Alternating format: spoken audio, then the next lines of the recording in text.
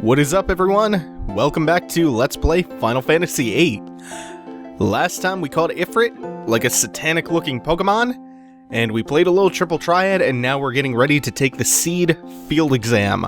But first, we're back in Blom Garden, and we're taking a quick detour to the library.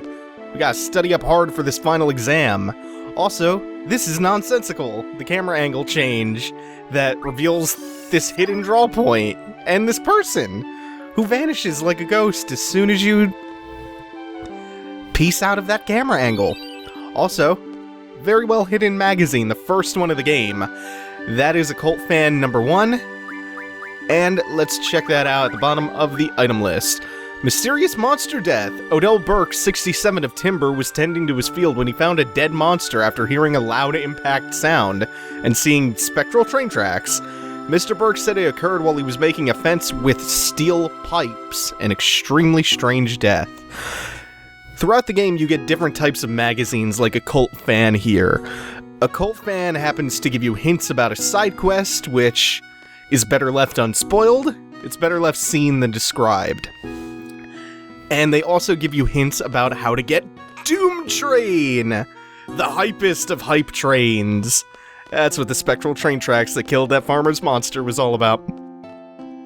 Anyway, this green path leads down to the training center where you can grind on some grats and some T-Rexars if you're feeling up to the challenge of fighting those giant T-Rexes. But we're not heading to the training center. If you do happen to head there, it's a good idea to have card available, and it's also a really good idea to have anything junction to you with draw, because you can draw, I think, sleep and... oh, I'm forgetting. Sleep and silence, I believe, which are fairly decent elemental junctions. Anyway, though, God, Squall is trying to hop into the wrong bed here because I forgot which room belonged to Squall. Yeah, this is probably it, the one with his... I guess that's the case for his gunblade? With the emblazoned logo?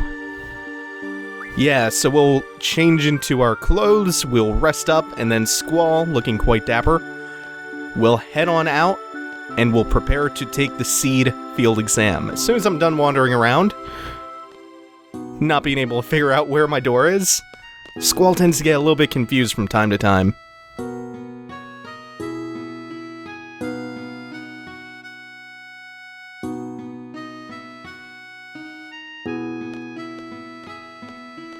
So, here by the directory, we'll be meeting up with Quistis, and a new character, one who I really enjoy. We're about to meet Zell. And of course, Squall is being as antisocial as ever.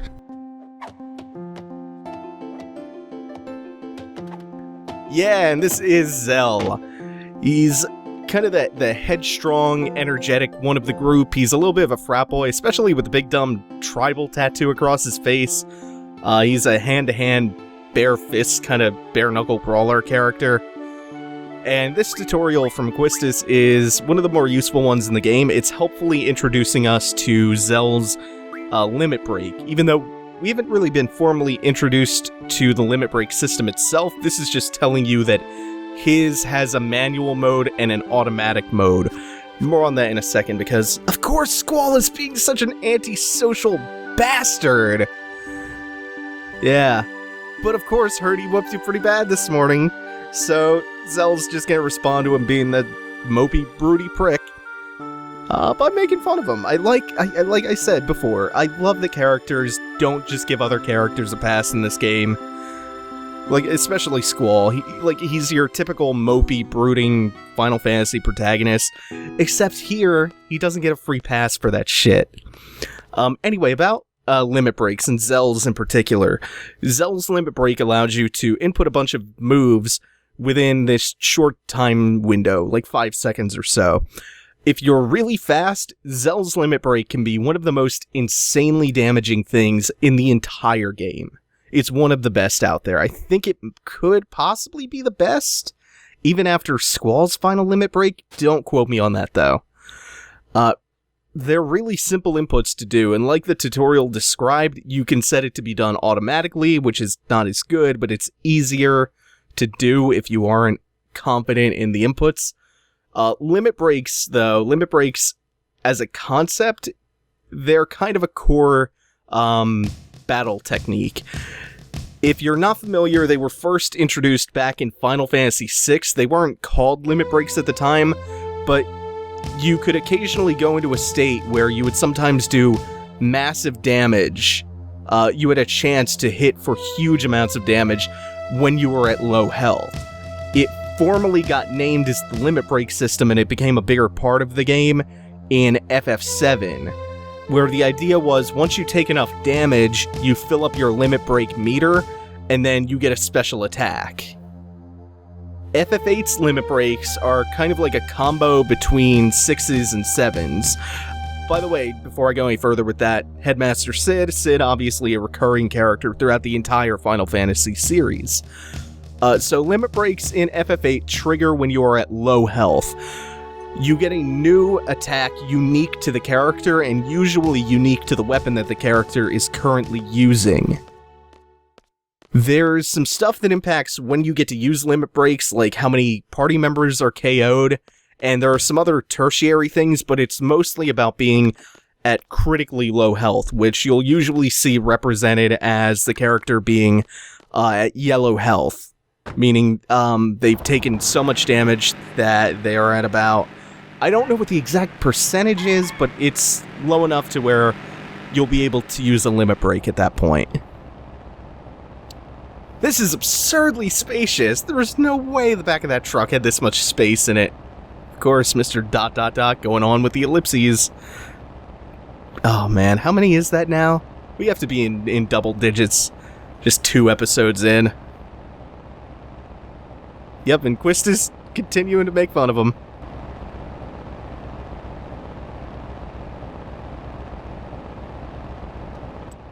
Like, I hate Squall, but the rest of the characters interacting and making fun of him makes him worthwhile being such an asshole.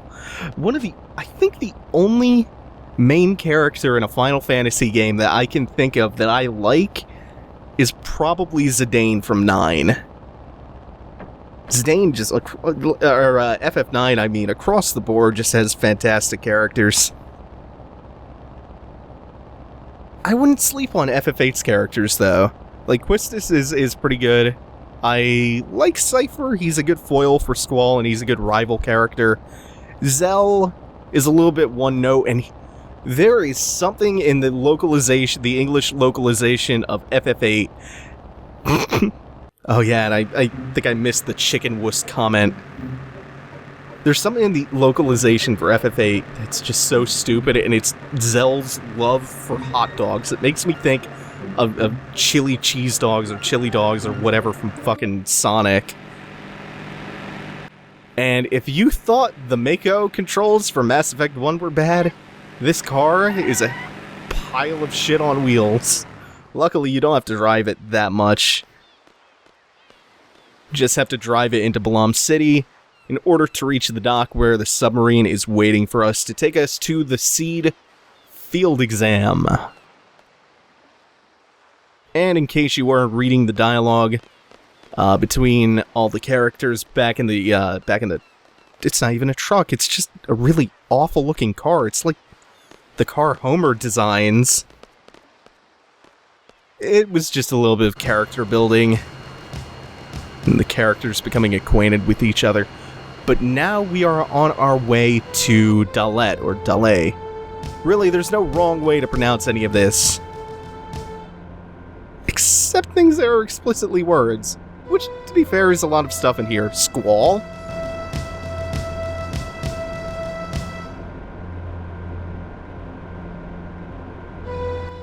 It's always kind of jarring when you come from a game in this era where there are characters and made-up city names and stuff like that.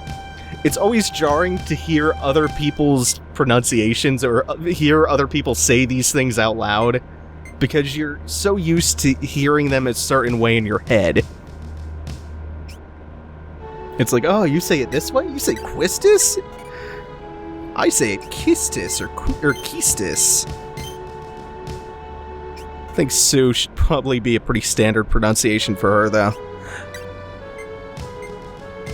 So this is essentially describing how this operation heading into Dollet is supposed to go down. Seifer, of course, is the squad leader for reasons completely unknown to me, because if you caught the little bit of dialogue when Sue walked in and she first started to talk to Seifer and she first noticed him, she implied that Seifer has taken the test before and failed multiple times. Like, he said something along the lines of, yeah, I just never get sick of doing these exams. So why they would put him in charge of a squad is beyond me, and especially because everyone seems to know that he is almost as much of an antisocial idiot as Squall. He's just more antagonistic about it. He's an instigator, too. Squall is unable to find his way around.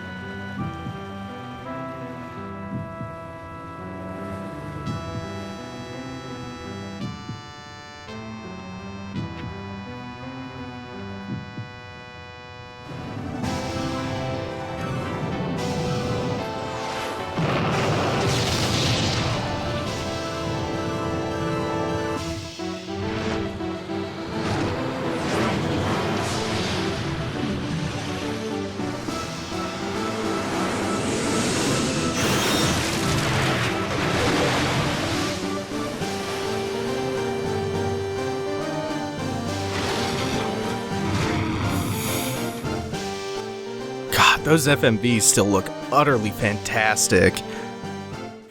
Like, they've aged pretty well. The rest of the game is still looking pretty fine as well. Obviously, this is the Steam version, so it's got the updated character models, which can be kind of jarring when you see those transitions into the FMVs, because the FMVs don't look as good as the updated character models. So you have those updated models side by side with the blurry old FMVs, but they still look really good.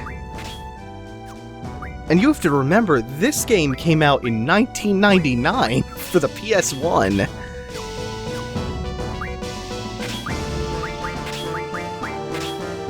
So as you land on the beach of Dollet, remember to re-junction all of your Guardian forces, and if you are feeling down for it at this point, just junction all your magic, do what you gotta do. Just make sure everyone is equipped with something, get all your abilities set. These guys are just little fodder enemies. They'll go down in about 2 hits apiece. They've something like 120 HP at this point. They do cast fire, and that hurts a little bit. Yeah, that's a pretty big hit. 70-60 damage. Also, something that I forgot when I was recording this, you cannot card those Galbadian soldiers, or Galbadian soldiers.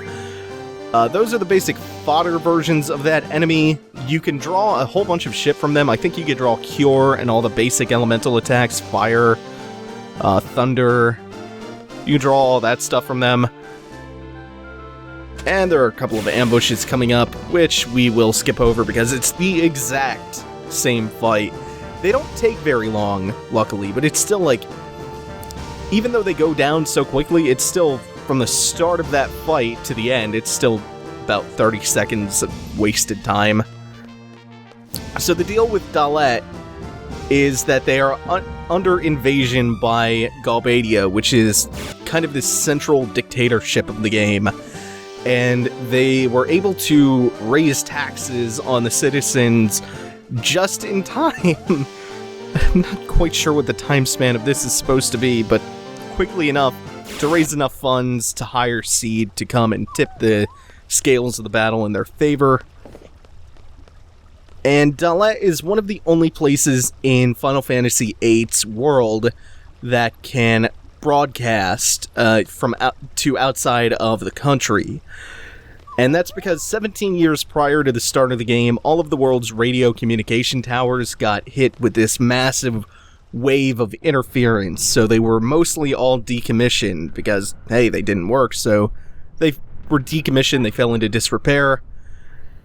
Dollet's communication tower is still at this point salvageable, and the Galbadian forces are invading for exactly that. As for why, well, we'll find that out later, as you might imagine. This place is also referred to as the Holy Dollet Empire, which it must be a reference to the Holy Roman Empire, which I guess might also have something to do with why a bunch of the signs here are in Italian?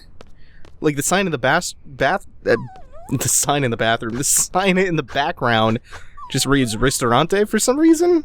Like just random Italian signs hanging up? So yeah, they've been invaded by Galbadia for reasons we aren't privy to yet. And the reason behind this invasion is going to be pretty central to the plot going forward, at least for a little while.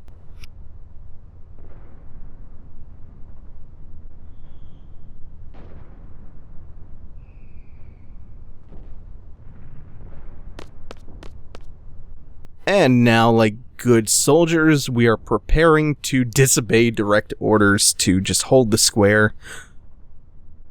This dog, I think, becomes important later on, like at the end of this sequence. I can't quite remember, though. Ah, right. I'm remembering now. Yeah, and Squall is just now this goody two-shoes, I'm following orders, and whatever the captain says. Like this little potshot, though. Feel like after fighting you, I can handle anyone, even if they do fight dirty. Yeah, Zell, I don't know if they're being necessarily buddy-buddy here. Sense a lot of tension through these text boxes.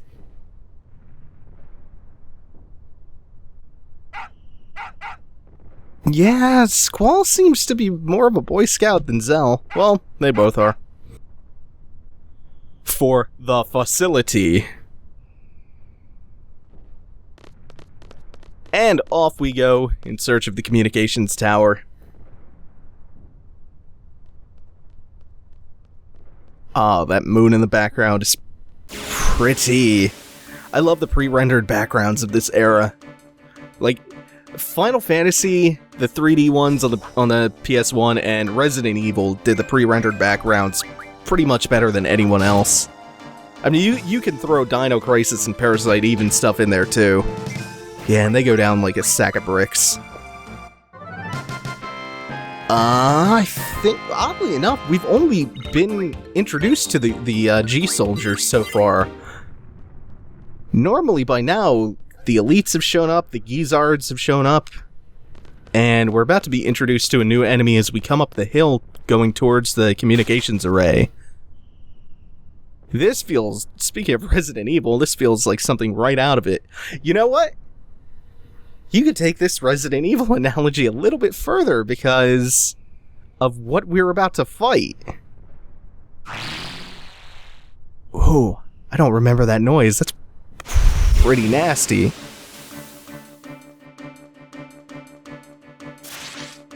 We're fighting Yawn! And we're heading up to the Arklay Mountains! We're fighting Yawn on the way there. These guys, they kind of feel like mini-bosses because they have tons of HP. This guy here, I believe at this point in the game, at the level we are at, has more HP than Ifrit did when we fought him back in the Fire Cave. It also has a nasty attack where it can poison you, and that's kind of a nasty status ailment to be dealing with this early in the game.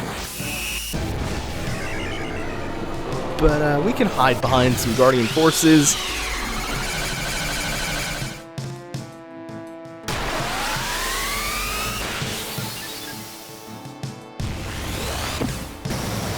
In fact, Quetzalcoatl might be enough to... Oh, that did less than I thought. Might have to wait for Shiva to enter the fray here to finish things off. You can draw Fire and Cure from him. Not anything we haven't seen before, not anything that we actually need to waste time drawing from it. And that is me once again screwing the boost up. I tend to do that a lot. A lot of my recordings of FF8 so far have featured that. There, that did enough to finish the Anaconda off. I don't remember enemy's specific elemental weaknesses. I know in general, like a good rule of thumb to use is many enemies are very, very weak to wind magic for some reason. It just seems to be a very common elemental weakness. The Anaconda enemies, though, not really sure if they have maybe a particularly pronounced weakness for ice magic. Either way, we are going to play Spy right now, and they appear to be talking about repairs being made to the communications tower. And Seifer, being a terrible leader, is going to be completely pig-headed and headstrong here. That's an oddly poetic quote, though, about Seifer's ambitions. He's just gonna charge headfirst, though. Oh, and the chicken wuss insult again. It's so bad.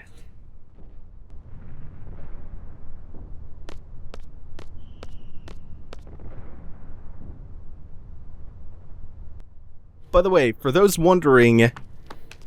and this is Selphie, who we ran into back at the beginning of the game. She was the girl who bumped into Squall while we were on our way to the elevator.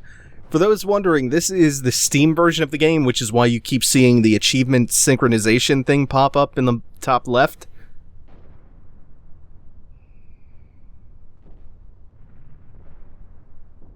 That means we might be able to see the Chocobo World minigame. It's this minigame that used to only be playable if you had a peripheral called the Pocket Station. So that a little bit like Jenna Maroney camera peripheral.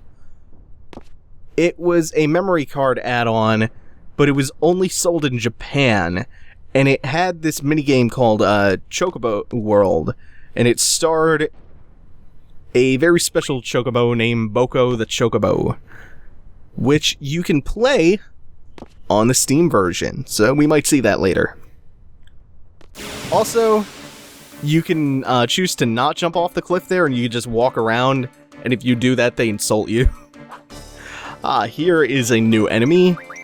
This is another Galbadian soldier. This one is an elite soldier. He's got, I think, about triple the HP of the normal G soldiers. Other than that, they aren't much more threatening. They just take a little bit longer to kill. That, and I think instead of being able to draw Cure from them, I think you can just draw Scans instead. Scans are not something that you're going to be seeing a whole lot used in this LP, since I know all of the enemies and what the deal with all of the enemies are anyway. But they give 2 AP at battle, so that's not bad. I think after I save, after I enter the communications array, what I'm probably going to do is I'm going to come back out here and grind on those for a couple of minutes, just so I can teach my remaining 2 Guardian Forces who don't already have it the boost ability. Seifer's just chasing soldiers off left and right. By the way, if you're wondering how you can do a no-level run, a run without leveling up, the way you would do it at this part of the game is you would give Seifer Quetzalcoatl, so Seifer would have the card ability, and you would kill the other 2 party members off. There are a few fights in Dollet here for the SeeD exam where you cannot run away from the fight and you cannot card the enemies, which means you have to kill them, which means you have to get experience. There are only a couple of those fights, though. So you leave Seifer as the only one left alive, you let him do all the damage, and he will not get enough XP to level up. And then once you get Selphie in your party, everything is pretty much optional. So we've stocked up there, and I believe at this point I'm just making sure that Selphie has a Guardian Force junctioned. And now, that's going to do it for this episode. Next time, we are going to get back-to-back boss fights. Back-to-back-to-back, actually. And we are going to finish up the SeeD field exam. Until then, thanks for watching, everyone. Take it easy. Have a good one.